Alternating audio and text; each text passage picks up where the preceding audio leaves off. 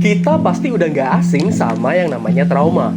Sebuah kenangan peristiwa buruk di masa lalu yang mengganggu pikiran kita di saat ini. Bahkan mungkin beberapa di antara kita masih menyimpan memori buruk tersebut. Tapi sebenarnya, apakah trauma atau luka batin yang kita alami itu benar-benar ada? Pada abad ke-20 di Eropa, ada sebuah kondisi pada manusia di mana mengalami histeria atau reaksi konversi. Karena waktu itu dokter-dokter Eropa menganggap ini hanya terjadi pada perempuan, maka namanya histeria atau yang artinya uterus atau rahim. Dan dokter-dokter pada waktu itu berkesimpulan bahwa perempuan yang histeria berarti uterusnya panas. Dan supaya dingin, solusinya pada saat itu diberi air dingin. Melihat diagnosa dokter tersebut, ada dosen anatomi bernama Sigmund Freud yang merasa diagnosa tersebut kurang tepat. Lalu Sigmund Freud dengar-dengar ada teknik hipnotis dari Paris dan singkat cerita, setelah belajar hipnotis, ia yakin bahwa histeria ini bisa disembuhkan dengan cara hipnotis. Lalu saat Sigmund Freud pulang, ia membuka praktek hipnotis di rumahnya.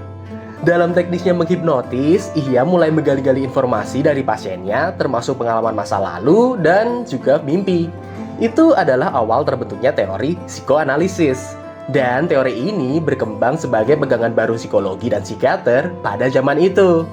Kini kita tahu bahwa trauma atau luka batin ini ada kaitannya dengan teori psikoanalisis ini, di mana menceritakan peristiwa buruk di masa lalu dapat membantu psikolog dan psikiater dalam mendiagnosa.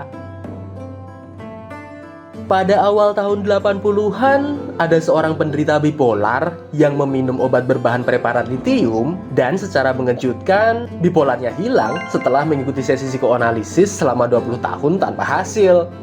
Sejak saat itu, obat-obat antidepresan menyebar. Seiring ilmu pengetahuan menjawab bahwa mental itu adalah hasil kerja otak. Dokter-dokter dan saintis mulai beralih dari kesehatan jiwa menjadi kesehatan mental. Sehingga trauma dan luka batin adalah khasnya dari psikoanalisis. Namun akan berbeda jika pasien mengalami gangguan tanpa punya pengalaman buruk atau trauma di masa lalu. Sebagai contoh, orang-orang penderita depresi. Orang bisa depresi walau sepanjang hidupnya baik-baik saja. Singkatnya, trauma masa lalu itu bisa diartikan ketika otak gagal mendelete memori ingatan kita yang membuat kita menjadi tidak nyaman atas memori atau kenangan tersebut. Karena sebenarnya memori ingatan kita akan bergeser seiring waktu berjalan. Sehingga semakin lama memori itu ada, keakuratannya pun menjadi menurun. Kecuali kita yang punya ingatan fotografis. Pada akhirnya, psikolog dan psikiater perlu pasiennya untuk berbicara agar mengerti apa yang ada di benak pasien, mengerti pola pikirnya seperti apa, sehingga bisa mendiagnosa dan khususnya psikiater bisa memberikan obat agar membantu otak untuk menghilangkan memori buruk tersebut. Jadi, lebih baik pergi ke psikolog atau psikiater daripada terus-terusan yakin dan percaya quotes-quotes motivasi yang tidak didasari teori apapun.